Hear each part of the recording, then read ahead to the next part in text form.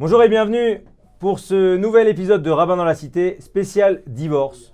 Une analyse profonde de ce que c'est que le guet avec, à nos côtés, aujourd'hui, le Rav Sadine, qu'on ne présente plus, intervenant sur Torah Box et sur de nombreux autres sites, et principalement Rosh Kollel du Kollel Vezot Le Yehuda à Beit Vegan, Kollel d'Alacha, Dayanut, et Rav Kremezi, qui nous accompagne, donc qui est aussi l'initiateur de cette émission et qui nous accompagne depuis Montréal. Il est Rosh Yeshiva de la Yeshiva Bet Yosef Meir. Il intervient sur le site à différents niveaux et surtout pour toutes les questions de soutien psychologique, soutien moral sur la ligne d'écoute.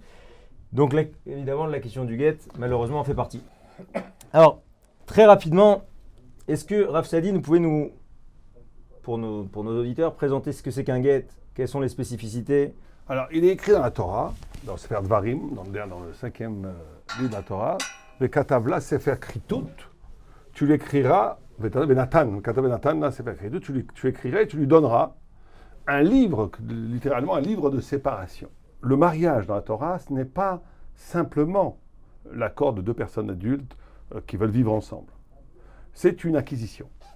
Il y a une acquisition de ce qu'on va dire, non pas l'acquisition de l'homme, de la femme par l'homme, ça serait une ignorance de dire cela, il n'y a pas une acquisition de la femme, il y a une acquisition de l'amour, le droit, on va dire, de vivre avec elle, voilà, on va dire ça comme ça, ce qu'on appelle un kinyan issour dans la lacha, c'est une acquisition de la vie commune entre l'homme et la femme. Pour que cette femme redevienne libre de pouvoir engager sa vie avec un autre homme, il faut que celui qui a acquis ce pouvoir, ou plutôt cette relation avec cette femme, puisse délier cette acquisition.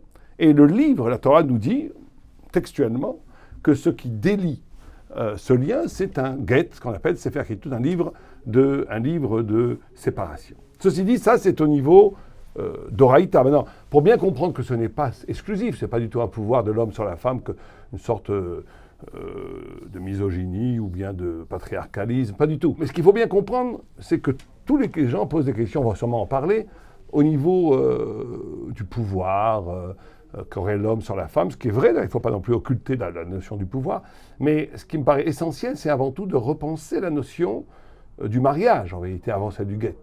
Le mariage, c'est un pacte sacré où la femme offre à son mari l'exclusivité du rapport amoureux. Et c'est une offrande, une acquisition. Et donc le guet, qui est, on va sûrement détailler les modalités, qui est un acte de séparation, se doit de résilier cette offre. C'est purement spirituel, et pour casser cette liaison d'amour entre l'homme et la femme, il faut un guet pour la casser. Rien d'autre ne peut la casser, si ce n'est ou la mort du mari, ou bien le guet. Rien d'autre ne peut le casser. Rav Kremezi, pouvez-nous décrire un peu plus dans le détail une cérémonie de guet? Tout d'abord, je voudrais juste rajouter un mot. Le mariage, c'est une acquisition de responsabilité. Ça veut dire que le mari et la femme, le mari s'engage à certaines responsabilités envers sa femme, et la femme a aussi certaines responsabilités envers son mari. Et le guet, principalement, c'est la dissociation des responsabilités des deux parts, du mari envers la femme et de la femme envers le monde. Quand on parle d'acquisition, on parle plus, parce que comme le Rav Sadine a dit, on ne parle pas d'acquérir une personne comme un esclave ou un objet, mais on parle de responsabilité. Dans ces responsabilités, qui c'est qui nous a donné? C'est Akadosh Baruch Hu. Akadosh Baruch Hu, le jour où on est entré sous la coupa, on a dit Areat, Lekudeshek, Likeldat, Moshe et Israël. Donc on a pris avec nous des responsabilités divines, toraniques, que maintenant on va plus être géré seulement par des émotions, mais par des lois que Akadosh Baruch Hu a donné dans le monde. Et le guet, en soi-même, c'est cette dissociation envers le mari et la femme et les responsabilités que la Torah nous a données. Donc, d'abord, il faut comprendre une petite anecdote que le Israël a dit. Un jour, on lui a demandé, c'était son fils, le Rav Arielé, il lui avait demandé, papa, comment ça se fait qu'il y a une Masechet Shabbat, il y a une Masechet Sukkah, il y a une Masechet Psachim, il y a des lois sur énormément de sujets de la Torah, mais il n'y a pas de loi et de Masechet Shalom. Et le Chafetz Chaim lui a répondu, il y en a une qui s'appelle Masechet Gittin.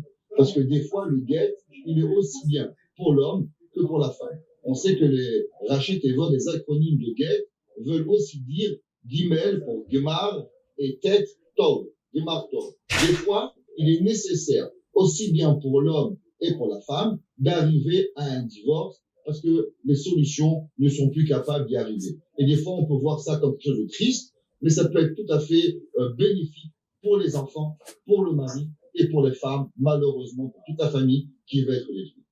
Le guet, il conçoit d'abord avoir un papier qui doit appartenir au mari. C'est pour ça que quand on va à un guet, tout d'abord, le chauffeur va donner au mari le papier, l'encre avec quoi il va écrire, tous les objets avec quoi on va écrire le guet doit appartenir au mari. Comme on a mentionné le Rav, la Torah dit Vekata Vla Venatan. Donc, qui c'est qui a l'obligation d'écrire normalement? C'est le mari. Mais vu que le mari ne sait pas, donc il fait un messager. Le chauffeur va remplacer le mari de devoir écrire. Donc, on va lui acquérir tous les objets pour pouvoir écrire. Le chauffeur va s'assurer auprès des rabbinim de savoir le nom du mari, le nom de la femme, le père, le nom du père, le nom du père de la femme, avec tous les noms qu'ils peuvent avoir. Exemple, si le mari s'appelle Yosef, alors nous on l'appelle Jo, alors on va écrire sur le guet Yosef qui s'appelle Jo, qui s'appelle Jojo. Si la femme s'appelle Déborah, on l'appelle Déby, alors on va écrire dans le guet Déborah, qu'elle s'appelle Déby. Si son père s'appelle Abraham par exemple, mais on l'appelle Avi, alors on va écrire aussi mentionner toutes les possibilités de façon que l'homme, la femme et le père vont devoir s'appeler pour pouvoir spécifier, pour être bien sûr que qui c'est qui va divorcer, c'est ce monsieur Abraham avec cette madame Sarah, avec bien préciser qui ils sont. Par la suite, le guet a un certain nombre de lignes. Il doit avoir 12 lignes. Et ça, on l'apprend parce que la Torah dit des Katav, là, c'est faire Keritout, un livre qui va séparer l'homme et la femme. Et Tosfot dans Masechet Gitin, Dafbet nous dit, on sait qu'entre chaque paracha, en le Sefer Bereshit, le Sefer Shemot, le Sefer Ikra et le Sefer Bamidbar, il y a l'espace de 4 lignes. Et chacune de ces lignes, 4 fois 3, qui veut 12, et s'appelle des Sfarim. Et c'est pour ça qu'on doit avoir aussi, très précisément, 12 lignes dans le guet. Le guet ne doit pas avoir 18 lignes, pas avoir 8 lignes, mais il doit être précis d'avoir 12 lignes. On doit écrire le guet, ce qu'on appelle l'ishmo velishma. On doit écrire le guet au nom de l'homme et au nom de la femme. Ça veut dire qu'on ne peut pas faire des guets pré-imprimés. On va faire comme les Ktubot, juste qu'on écrit le nom du mari et le nom de la femme. Le guet doit être complètement écrit pour le mari et pour la femme. 2 témoins chérim vont voir qu'on écrit le guet pour le mari, pour la femme. Les rabbinim vont vérifier le guet, qu'il a été ce qu'on appelle l'ishma, pour eux précisément. Et par la suite, les 2 témoins vont signer sur ce guet-là. Par la suite, voilà, on fait une petite cérémonie qui est très importante. On veut s'assurer que le mari et la femme ne divorcent pas pour aucune autre raison que la raison que eux ont envie de divorcer, qu'ils n'ont pas été forcés, ni financièrement, ni verbalement, ni abusés physiquement. Ce qu'on appelle bitula modaot. On s'assure bien à plusieurs reprises que le mari va donner le guet avec sa bonne conscience et sa pleine conscience. Et c'est très important de savoir qu'un mari qui est forcé de donner le guet n'est pas valable. C'est pour ça que le sujet du guet est un peu sensible, à savoir comment on a le droit de forcer le mari, qu'est-ce qui nous est permis de faire,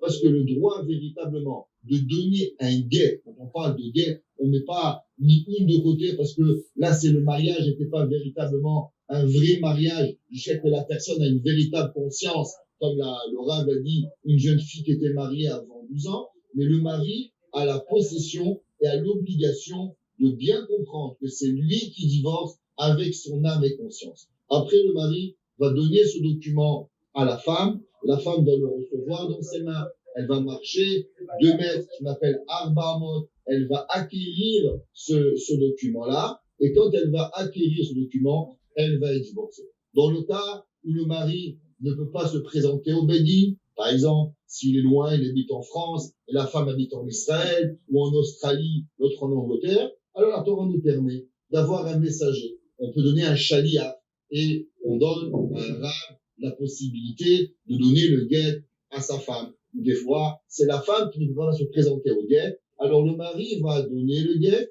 et un messager du Bédin va se présenter chez la femme et va lui remettre le guet à la place du mari, ce qu'on appelle un shaliach holacha ou un shaliach kabbalah. Un messager, on envoie le guet, ou bien un messager pour pouvoir recevoir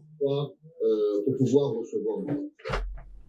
En tout cas, Khazak, c'est très clair. Moi, j'ai eu la chance de participer à pas mal de cérémonies de guet, et il y a quelque chose qui est très frappant. Vous l'avez très bien décrit. Hein. Au moment où l'homme il remet le guet, alors la femme, elle doit considérer. En fait, l'homme, quand il lui remet le guet, le Rav lui dit, à partir du moment où tu donnes le guet, elle est permise à tous les hommes. D'accord. Et elle prend le guet, et dit, maintenant tu comprends que tu es permise elle devient permise à tous les hommes.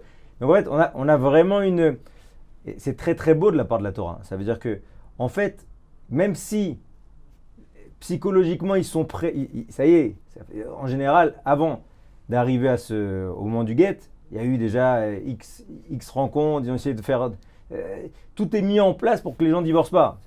Moi qui travaillais un peu au consistoire, les chiffres, parce que moi j'ai les chiffres du consistoire, du sofer du consistoire. En gros, au consistoire, il y a, pour faire simple, 1200 dossiers ouverts, en gros, chaque année. Et il y a à peu près 400 qui vont au bout. D'accord. Et après, en France. Consistant pour toute la France ou pour Paris? Non, pour Paris. Mais bon, c'est 80%, 90%. Et en face de ça, les mariages, il y a après 1200 mariages. D'accord, c'est ça les chiffres. Il y a 1000 mariages en France, 200 en Israël qui sont chapeautés par la France. Mais bon, en gros, c'est ça c'est les vrais chiffres, quoi. Donc maintenant, ce qu'il faut comprendre, c'est qu'entre les 1200 qui commencent une procédure, dont à peu près la moitié qui commence une procédure juste pour choquer l'autre. C'est très intéressant. Mais ça veut dire que quand on arrive maintenant, après tout ça, au moment où on dit, voilà, ça y est, tu es permise à tous les hommes, bon, là, on est très très loin du banquet initial, du mariage avec des dépenses exceptionnelles. Mais en tout cas, c'est une vraie... Les gens, ils comprennent que ça y est, quoi. On passe la main, on passe à autre chose. Et donc, vous avez très bien décrit. Alors maintenant, évidemment, on va être Rav Sadine. De toute façon, vous aimez bien les sujets polémiques. Mais là, vraiment, on va... Avant de rebondir, juste, Ouais. Vous avez effectivement très très bien dit la halakha. Juste, il faut peut-être insister, vous l'avez peut-être dit, mais un peu rapidement, parce que c'est le plus important. Il faut 2 témoins très cachers. Et il y a une marque une discussion dans le Talmud, à savoir, est-ce que les 2 témoins doivent être au moment de la signature, et des Khatima Karté, ou des Messira Karté, entre Rabbi Eliezer et Rabbi Meir, au moment où on le donne. Donc on prend la Khumra des 2, c'est-à-dire qu'on prend nous, la halakha aujourd'hui, on prend les 2. Ça veut dire qu'il faut 2 témoins qui voient que la signature, il faut que 2 témoins qui signent, on va dire, il n'y a pas besoin de voir la signature, il faut 2 témoins cachers qui signent le document, le guet, et il faut que 2 témoins voient que l'homme a donné. C'est à ce moment-là, au moment où, parce que le témoignage est constitutif du guet. Le témoignage est constitutif du guet, ça veut dire que on a un grand principe, En davar sheber va parot mishnaim, il n'y a pas de choses, tout ce qui est mariage, divorce, s'il n'y a pas 2 témoins, ça ne vaut rien. 2 témoins cachers qui font Shabbat, qui sont des religieux, qui respectent toute la loi de la Torah. Et sans ça, ça ne vaut rien. Donc il faut faire très attention que, bien entendu, que les 2 témoins cachers témoignent aussi bien au moment de la signature qu'au moment de la transmission du guet. Ils sont essentiels. C'est ça qui cachérise, qui rend cachère valable le guet.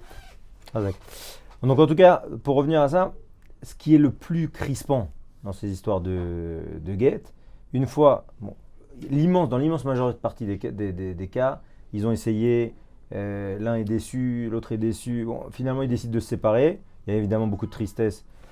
Évidemment, les enfants sont en général ceux qui en pâtissent le plus, même si, comme a dit Rav Kremezi, il existe des cas où ça apporte du mieux. On aura le temps d'en parler dans notre émission, mais de voir finalement jusqu'où on n'est pas arrivé dans une situation où le nombre en hausse de guitine correspond à des problèmes de communication plus élevés, ou bien au fait que les gens font moins d'efforts qu'ils faisaient auparavant. C'est intéressant. Mais en tout cas, pour vous, la question, elle est de savoir comment, aujourd'hui, on peut arriver à des situations où la Torah donne l'exclusivité du don du guet, de la Messira, comme vous avez dit, à l'homme. C'est-à-dire que finalement, c'est l'homme qui doit valider que oui, il veut vraiment divorcer. Alors, avec évidemment le contre... Bien sûr. Oui, c'est la grande question que tout le monde pose, que les féministes posent, que même des gens de bonne volonté posent. Avant tout, Franck Rébilly a raison de dire que des fois le guet est positif, mais on dit quand même que les pierres de Jérusalem pleurent dans le premier divorce. C'est quand même une tristesse. Mais aujourd'hui, paradoxalement, il y a tellement de divorces que même les enfants aujourd'hui, un enfant sur 2 dans les classes en France ont des parents divorcés. Je ne parle pas chez les juifs, chez les non-juifs, mais même chez les juifs, on n'est pas loin d'un enfant sur 3 ou sur 4. Donc c'est devenu presque banal aujourd'hui. C'est plus exceptionnel d'avoir des parents divorcés. Ceci dit, et je pense qu'il faut différencier 2 cas de figure. Il y a un cas de figure où essentiellement, il y a une perversité dans les rapports, il y a une volonté de destruction psychologique dans les rapports, il y a quelque chose de dramatique, de fondamentalement destructeur dans le couple. Là, bien entendu, je pense que le guet est absolument nécessaire. Et il y a des fois, comme vous l'avez dit, aujourd'hui, on est passé dans une civilisation de la consommation, aussi du rêve amoureux facile, avec tout ce déluge de films à l'eau de rose où on nous présente l'amour. Et on est aussi dans une société environnante du multi-partenariat. C'est-à-dire qu'on a aujourd'hui des gens, c'est très rare des gens qui restent aujourd'hui en Occident fidèles à une femme ou à un homme toute leur vie. Donc la figure amoureuse a pris en Occident une telle figure on va dire, de divertissement, d'enfantillage, de manque de profondeur et de sérieux, où on est toujours dans le don giovannisme, on essaie toujours de séduire, une fois qu'on a consommé, on passe à autre chose, c'est une irresponsabilité totale. Et là, il y a souvent aussi des divorces qui sont juste un manque de maturité intellectuelle et spirituelle des deux, de la femme ou de l'homme ou des deux en même temps. Et ça, je pense que c'est le travail des rabbinim, d'essayer de faire prendre conscience au couple qu'ils sont adultes, qu'il faut qu'une relation, ça se bâtit, qu'un amour, ça se construit, et qu'il faut essayer de s'arracher aux clichés télévisuels et médiatiques qui ont malheureusement lavé le cerveau Alors, de beaucoup. si on reprend votre premier cas, et qu'on est par exemple devant un pervers narcissique, d'accord ?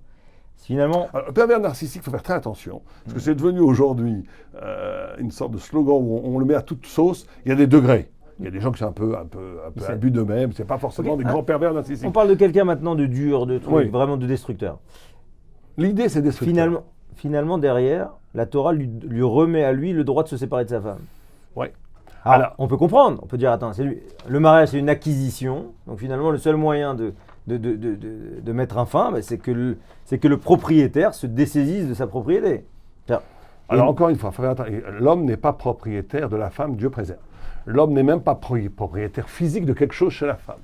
Il a le pouvoir de rompre cette relation. C'est le seul qui a le pouvoir physique de le faire. Ceci dit, si on arrive à un degré où c'est insupportable pour la femme de vivre avec un homme, alpi alacha, si la femme dit dans un beddin, et je ne veux pas que les gens utilisent cela pour s'en sortir, pour avoir un divorce plus facile, mais en tous les cas dans l'idée, il faudra que les beddin vérifient que ce soit vraiment vrai.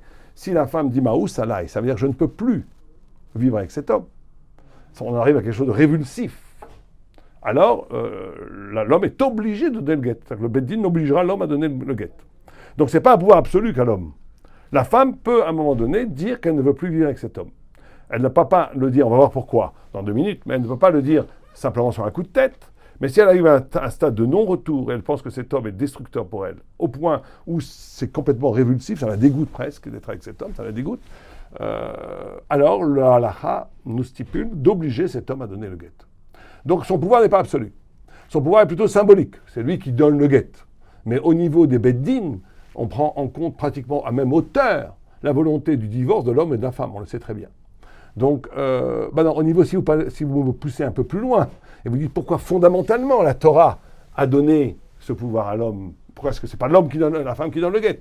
Alors là, il faut retrouver quelque chose qui est peut-être plus aujourd'hui dans la conscience, c'est quelle est la figure de rapport homme-femme dans la Torah. La figure homme-femme dans la Torah, et ça c'est quelque chose qu'on a perdu, c'est qui, car Isha. Il y a une question que l'homme prend une femme. C'est-à-dire qu'il y a une notion que l'homme se doit de conquérir le cœur d'une femme, et il y a quelque chose effectivement de l'ordre que la femme choisit un homme qui la prend. Le Ran dit, par exemple, le Ran dit que le mariage, c'est qu'un homme, une femme se laisse saisir.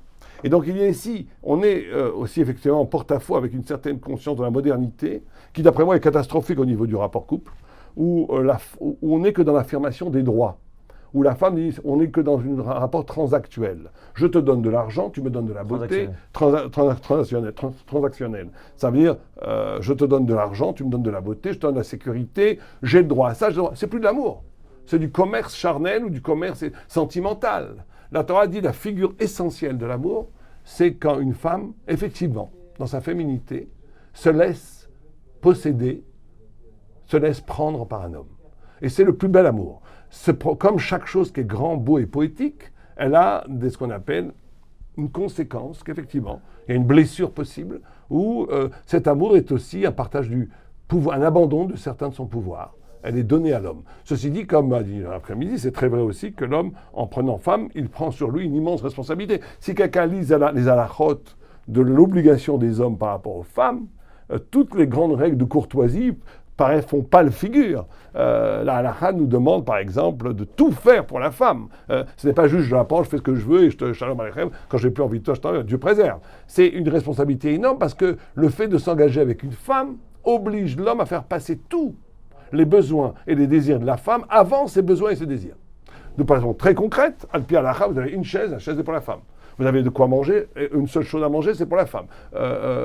Tous les besoins du corps sont avant tout pour la femme, avant l'homme. Donc, il y a une obligation, avec tout le nombre qu'on écrit dans la Ketouba, d'obligation, de la guérir, de la chérir, de la nourrir, etc., etc. Donc, c'est une responsabilité énorme, mais effectivement, dans la structure profonde, c'est l'homme qui prend la femme.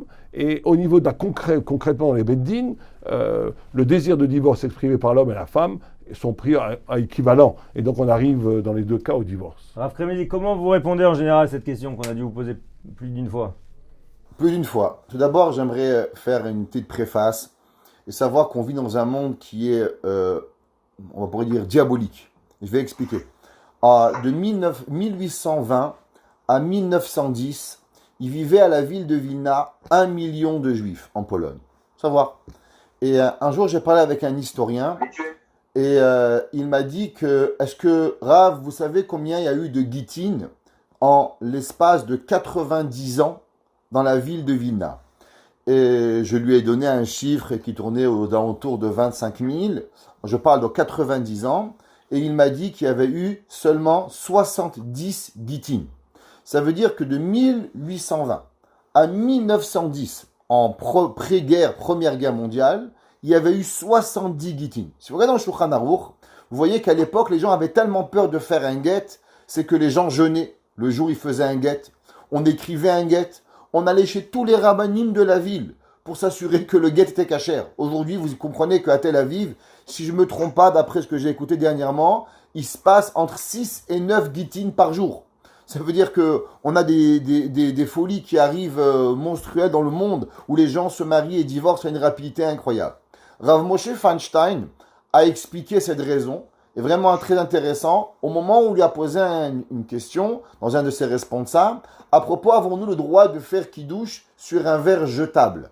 Et Rav Moshe est rentré dans un débat permis ou interdit, et là il a changé de sujet en disant que le monde jetable, comme on l'entend aujourd'hui, va nous apporter à un monde de tout détruire, d'utiliser, jeter, on n'arrange plus rien. Aujourd'hui, vous avez une machine à laver qui ne marche pas, ça vous coûte moins cher d'en acheter une nouvelle que de la ranger. Vous avez une machine à coudre, ça coûte $200, pour la ranger, ça vous coûte 350. Vous la jetez, vous en achetez une nouvelle, et ça va plus rapide. Vous avez une voiture, au Canada, il y a des assurances, au bout de 3 réparations qui ne sont pas justifiées, on vous change la voiture. Ça veut dire que le monde d'arranger, psychologiquement, ne fonctionne plus. On utilise, quand ça va plus, on jette, on prend un autre. Ce qui fait que dans nous-mêmes, je ne sais pas si c'est chez vous, mais en tout cas chez nous, je peux compter sur le doigt d'une main les cordonniers, les gens qui réparent les chaussures. Ça n'existe plus. On va, on achète, on répare plus de chaussures. Les Havdi, je ne considère pas le mariage comme une chaussure. Mais dans notre tête, il est fait qu'aujourd'hui, on apprend à ne plus travailler de rien, à ne plus réparer ni nos chaussures, ni nos machines à laver, ni nos mariages, ni nos enfants, ni notre femme, rien. Dès que ça va plus, on prend, on jette et on arrête là. Donc d'abord, il faut savoir qu'il y a un problème de société, que le monde n'est plus capable de vouloir travailler sur ses propres midotes. Et je vais donner une deuxième préface qui est ramenée au nom du Stipler. Le Stipler a dit que chaque homme et femme qui sont rentrés sous une choupa, il faut savoir qu'on a dit plus de 56 fois le nom de Akadosh Baruch Hu pendant les Sheva Brachot. On a répété minimum 8 fois, 7 fois, à chaque fois le nom d'Akadosh Baruch Hu. Il dit si Akadosh Baruch Hu a laissé un mariage se faire, il faut savoir que ce mariage a une possibilité de rester à l'éternité. Mais pour ça, il faut une condition, travailler ses midot. Aujourd'hui, le plus grand problème des mariages, c'est le travail des midot. Ni l'homme, ni la femme, ou l'homme et la femme ensemble, ne sont plus capables de travailler leurs midot, alors leurs traits de caractère, alors ils arrivent au divorce. C'est vrai que des fois le divorce est nécessaire, et j'ai un ami à moi, qui aujourd'hui est un Rav Chachouv, et là, il m'a dit que depuis l'âge de 6 ans, jusqu'à l'âge de 13 ans, il n'a rien étudié à l'école, rien. Il apprenait Aleph, il oubliait. La raison pour ça, c'est que ses parents se bagarraient physiquement, avec des traumatismes, et chaque fois qu'il allait à l'école, il avait seulement une pensée. Qui je vais trouver mort ce soir quand je vais rentrer? Mon père ou ma mère? Il était dans l'incapacité d'apprendre quoi que ce soit à l'école. À l'âge de 13 ans, ses parents ont divorcé. Il m'a dit, ça a été le plus grand cadeau qu'ils lui ont donné. Il arrivait à l'école en sachant qu'il ne va pas trouver un mort à la maison. Ça veut dire que des fois, malheureusement, le couple détruit tellement ses enfants qu'il faut avoir un divorce. Et ça, c'est nécessaire. Maintenant, même que la Gemara, dans Masechet Giti, nous dit que le Mizbeach, il pleure au moment où il y a un divorce, mais des fois, il est nécessaire. Maintenant, à savoir pourquoi c'est le mari qui détient le divorce. D'abord, il faut savoir 2 choses. La première chose, comme chaque contrat, les 2 parties sont au courant des clauses du contrat. Chaque femme qui se marie religieusement, elle s'engage au départ, au préalable, en sachant que je vais me marier avec un homme et que le divorce, il appartiendra seulement au mari. Ça, c'est une condition que la Torah nous donnait pour le mariage.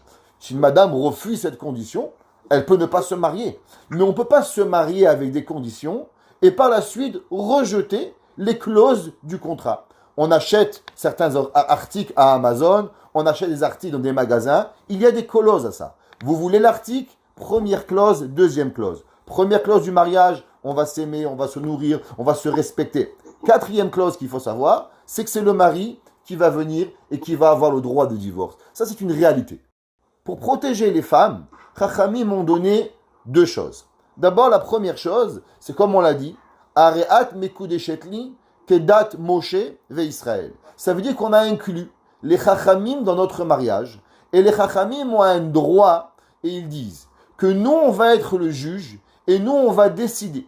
Au moment où le mariage n'est plus viable pour la femme, c'est là que les Chachamim y rentrent en jeu, et ils ont un droit de forcer le mari à donner le divorce. Et la Gemara nous dit que non seulement forcer verbalement, mais comme le Rambam nous dit, on peut le frapper. Et on peut même lui enlever sa vie, s'il faut, jusqu'à qu'il dise « je veux donner ce divorce ». Ça veut dire que c'est vrai qu'on n'a pas le droit de forcer un mari, mais le Beddin, lui, a le droit. Lui a certains droits. Donc aujourd'hui, malheureusement, on est en galoute et on a seulement une partie de la Torah et on n'a pas toute la Torah. Donc la Torah a été faite dans un ensemble où tout était bien réglé. Le mari a le droit, a l'obligation de donner le divorce et a ce pouvoir de donner le divorce. Mais attention, il y a le Beddin qui est là pour protéger la femme, pour s'assurer que la femme ne soit pas lésée. C'est pas seulement dans Ma'ou Salai, le Shulchan Aruch dans Siman Kuf Nundalet nous dit que si même une femme elle dit « j'ai peur de mon mari » et que même la halakha elle est qu'on n'est pas capable de formuler cette peur. On n'est pas capable de pouvoir comprendre, mais c'est un sentiment que la femme elle a, alors le Beddin a le droit de forcer le mari à donner le divorce à sa femme. Ça veut dire que... Attendez, Raph, 2 secondes. En gros, vous dites, la réponse que vous fournissez, c'est qu'en fait, tout marche comme... La Torah, c'est un système. Dans ce système-là, celui qui fait l'acquisition de la femme, c'est aussi celui qui peut casser cette acquisition.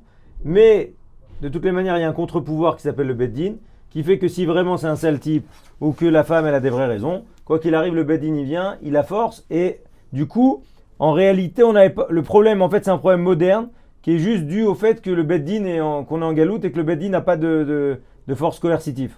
C'est ça que vous dites? Exactement. Et c'est pour ça que le Beddin et les Chachamim ont essayé d'arranger ça au fur des années. Entre autres, le chérem de Rabbeinu Gershom. Pourquoi il a été le chérem, l'interdiction de marier deux femmes de Rabbeinu Gershom? À cause que malheureusement, les hommes en galoute, après que le Béni avait perdu ce pouvoir, alors les gens ne divorçaient pas leurs femmes. Il a laissé ce qu'on appelle Aguna. Il se prenait une deuxième femme. Alors on avait une femme, la pauvre, qui était délaissée par son mari, et que le mari refaisait sa vie avec une autre femme. Il est venu Rabbeinu Gershom et a compris, il y a plus de 1000 ans de ça, à savoir la problématique qui va arriver, que les femmes vont malheureusement pouvoir être le contre-pied de l'abus des maris, et ils vont interdire le deuxième mariage si c'est pas que la femme, elle va recevoir son guet. Donc le mari, il n'aime plus madame, il n'a plus la possibilité de la faire souffrir. S'il va vouloir se remarier, il va être dans l'obligation de venir et de lui donner un divorce. Maintenant, Rabbeinu Gershom a pensé que les hommes vont donner un guet abusif à leur mari. C'est pour ça que Rabbeinu Gershom a fait une deuxième takana, en obligeant que les femmes vont être d'après la Torah, le mari pouvait donner le divorce à sa femme sans la volonté de sa femme. Rabbeinu Gershom a fait un décret qu'à partir de maintenant, les femmes sont dans l'obligation d'accepter volontairement le divorce. Pourquoi il a fait ça, Rabbeinu Gershom? Principalement pour ne pas que les maris abusent de leur pouvoir, de divorcer leur femme sans argent, sans avoir véritablement négocié quelque chose pour la famille. Donc on va interdire les hommes de se marier avec une deuxième femme. On va donner un droit à la femme d'accepter le guet ou de ne pas accepter le guet, de façon à ce que les femmes, elles vont pas être délaissées par la halakha, se trouver avec une main devant et une main derrière sans rien, avoir un minimum de patrimoine qui va arriver pour eux, pour leurs enfants, et s'assurer que le mariage qui a été créé au départ et conçu ne va pas finir, qu'on appellerait grossièrement en cacahuète, avec une femme qui malheureusement va se retrouver sans rien, avec des enfants, et un mari qui aura délaissé ses responsabilités. Donc, c'est vrai que la Torah a construit un système parfait. Avec la galoute, le système s'est un peu décousu, et Chachamim, au fur et à mesure du temps, ont essayé par tous les moyens de recoller et de redonner certains pouvoirs à l'homme et à la femme, de façon à pouvoir faire les choses de la meilleure façon que l'on peut pour que les femmes et leurs droits ne sont pas délaissés. Merci beaucoup. Rav Sadin, vous avez déjà, j'imagine que durant toute votre carrière de rabbin, vous avez déjà vu, malheureusement, vous avez connu, rencontré plusieurs femmes qui disent Aguna. Très peu. Très peu. Agunot, il n'y en a pas beaucoup. C'est vrai que ce qui est très important aussi, juste pour clore ce que vient de dire Rav Sadin, c'est que, effectivement, d'après la halakha, une femme peut refuser le guet. On dit toujours l'homme peut refuser de donner le guet. Mais une femme peut refuser de recevoir le guet. Même aujourd'hui. Donc, après Rabbeinu Gershom. Oui, mais la halakha, elle est comme ça aujourd'hui dans tous les Beddin, même Sfarad. Il faut, donc ça veut dire que on est effectivement ici on doit assumer ce divorce. C'est ça l'idée. C'est-à-dire que le divorce ne doit pas être tic-tac, on passe à autre chose. On doit regarder en face le pourquoi du non-épanouissement total de ce couple. Et donc, il faut que les personnes acceptent réciproquement la séparation pour donner un sens à cette séparation. C'est très important. Mais les Agunot, c'est le grand... Vous conseillez quoi, vous avez déjà pu... D'abord, moi, je dis qu'il y a un bon Dieu. Vous savez que c'est très important, ça. La loi, dans l'islam, la loi est totalitaire. C'est-à-dire qu'on a pratiquement tout est régi par la loi. On a dans la Torah une immense part de péchés qui ne sont pas régis par les hommes. Il y a les carettes, toutes sortes, je ne vais pas rentrer dans les détails, mais des péchés très graves. Celui qui dirait devant un beddin, je ne crois pas en Dieu, on ne lui fait rien. C'est très rare pour les religions. Aujourd'hui, c'est plus facile, mais dans l'histoire de l'humanité, il y a 1000 ans ou 2000 ans, quelqu'un disait devant l'institution qui avait des pouvoirs coercitifs de pouvoir punir, je ne crois pas à votre Torah, on fait rien. Il y a pas. C'est entre toi et Dieu. Ça veut dire qu'il y a énormément, il y a une part où l'homme n'a pas le pouvoir total sur la possibilité, la liberté de l'homme est respectée par la Torah. Et donc on dit attention. Oui, on t'a donné un pouvoir, et toi aussi, femme, on t'a donné un pouvoir. Tu peux refuser le guet, toi tu peux refuser de le donner, mais vous êtes redevable devant l'Éternel. Est-ce que vous utilisez, instrumentalisez la Torah pour assouvir de la basse vengeance, du ressentiment? Et il n'y a rien de plus horrible au monde que d'utiliser la Torah pour faire du mal aux autres, parce que la Torah, elle s'appelle Rahmana. La Torah, elle s'appelle la bonté, l'amour. Darkei Noam, c'est une voie de splendeur, une voie de douceur. Si on utilise la Torah pour faire du mal aux gens, je pense que c'est un des plus graves crimes. Et donc il y a un bon Dieu qui fera lui la justice à ces personnes qui utilisent le guet pour faire souffrir les autres. Il faut bien comprendre cela. Et c'est avant tout celui qui fait souffrir qui est le plus à plaindre. Parce que s'il en est arrivé à un niveau éthique existentiel où il vit une vie où il a besoin de faire souffrir sa femme, son ex-compagne qu'il a aimée, et qui lui a donné des enfants, c'est qu'il est arrivé au plus bas niveau de l'humanité. Et il faut les secouer, il faut leur parler à ces gens-là pour leur dire sois un mensch, sois un homme, comme on dit. Ta femme ne veut plus de toi, donne le guet et laisse-la vivre sa vie et refais ta vie. Il faut à un moment donné parler des choses au-delà de la halakha, au cœur et à l'âme de la personne. Aux États-Unis, au Canada, peut-être Canada ça doit être plus doux qu'aux États-Unis, mais aux États-Unis, à Muncie ou chez les Chassidim, ça doit se gérer un peu plus à la dure, non? Tout d'abord, je suis bien heureux pour le Rav Sadin qui n'a jamais rencontré de femme à Gouna. Malheureusement, j'en ai rencontré. Et des hommes méchants, ça existe. J'ai connu un homme qui s'est séparé de sa femme pendant plus de 35 ans. Et sur son chevet de mort, a refusé de donner le guet à sa femme. Ça veut dire qu'il existe véritablement des gens qui refusent la séparation et l'idée même que leur femme pourra être de nouveau heureuse avec un autre homme que lui, c'est une déception tellement grande chez lui qu'il est prêt à ne pas se remarier, qu'il est prêt à rester seul jusqu'à la fin de sa vie et il ne va pas donner le guet, c'est vrai. Et il y en a d'autres, beaucoup de femmes se disent agounotes parce qu'elles ne veulent pas donner la maison, elles ne veulent pas laisser la voiture. Ça veut dire qu'il y a aussi beaucoup de femmes que malheureusement, il faut savoir qu'il y a des vrais agounotes. Il y a des femmes qui sont prêtes à tout donner pour avoir leur guet, pour se remarier. Il y en a, et plus que ce que l'on croit. Il y en a d'autres que malheureusement, c'est aussi un problème pécunier. Alors, il faut savoir, est-ce qu'on veut l'argent, on veut le bonheur. Et je ne dis pas que toutes les agounotes, je dis qu'il faut bien spécifier qu'il y en a qui sont d'une souffrance, vous n'avez pas d'idée, qui pleurent dans les bâtés d'inim d'une façon journalière pour avoir leur guette, et que leurs parents, et que leurs frères et leurs sœurs, malheureusement, c'est déchirant le cœur. De l'autre côté, il y a des femmes que c'est juste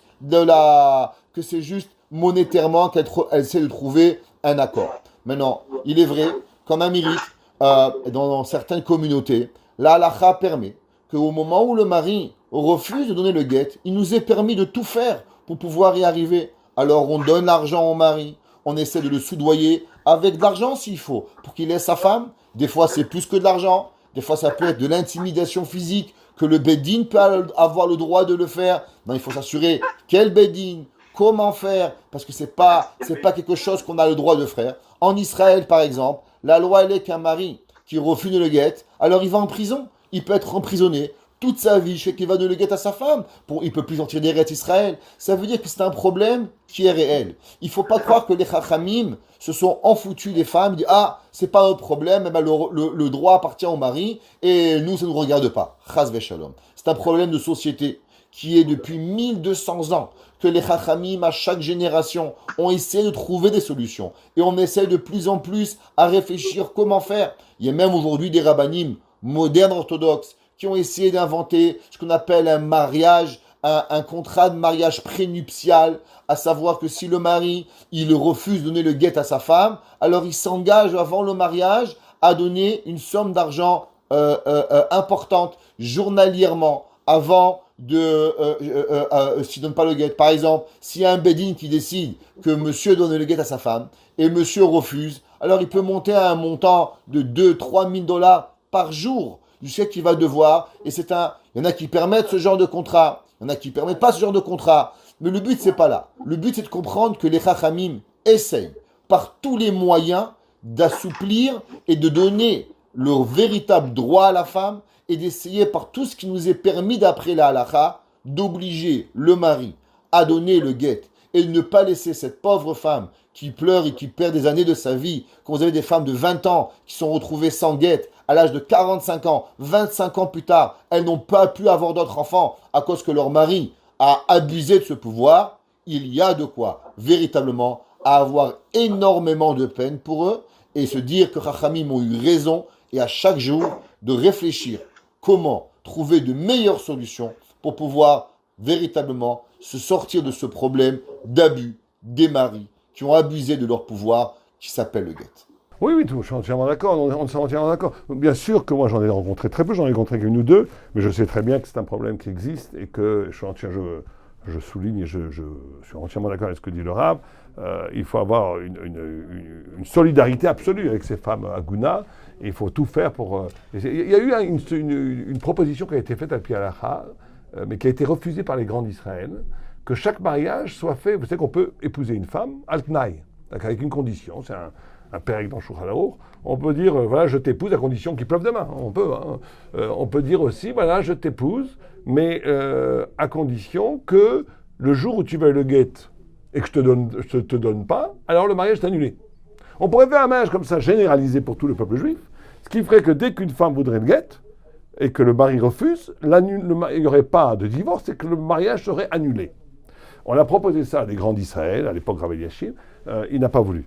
Pourquoi il n'a pas voulu? C'est intéressant, parce que ça voudrait dire que tout l'équilibre du rapport de responsabilité du couple, on serait tombé de façon halachique, ça c'est permis par la loi, mais de façon halachique, à un mariage qui dépendra de la volonté d'un claquement de doigts et on annule la responsabilité d'être ensemble. Alors c'est extraordinaire de voir comment les grands d'Israël, c'est vrai que le refus de faire ce genre de mariage va causer quelques agounotes, dont, et c'est pour effectivement les vrais agounotes, qui sont quelque chose d'horrible, mais ils ont considéré que pour l'ensemble du peuple d'Israël, le poids et l'engagement, la profondeur et l'infinie responsabilité qui régit l'esprit du mariage juif dans sa sainteté était plus important. Et qu'il fallait garder le mariage traditionnel et non pas faire que chaque mariage est conditionné tout d'un coup à un saut d'humeur d'une femme qui dirait « je veux divorcer ». Ils auraient pu faire, moi je l'aurais pensé autrement.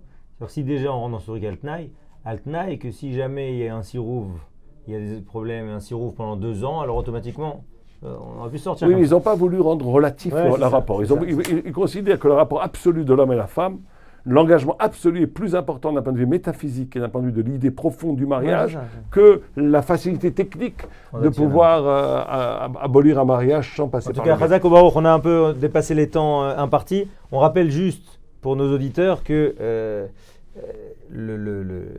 pourquoi on se bat à ce point pour que la femme derrière récupère son guet, parce qu'il y a derrière des problématiques très graves qu'une femme qui va avec un autre homme, et alors qu'elle est encore mariée, du coup on rentre dans tout ce problème de échatiche, de femme mariée.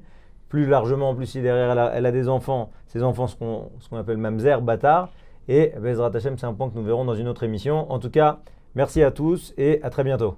Une question de halakha, besoin d'un conseil personnel? Avec le service Questions au Rav, les rabbinim de Torah Box sont à votre disposition 24 heures sur 24, 6 jours sur 7, pour vous répondre et vous aider sur tous les sujets. Shabbat, couple, cacheroute, conversion, loi de deuil. Questions au Rav, c'est 13 000 questions reçues chaque année et répondues par écrit sur le site Torah Box et par téléphone, un appel reçu toutes les 4 minutes. Questions au Rav, un service exceptionnel, gratuit pour vous.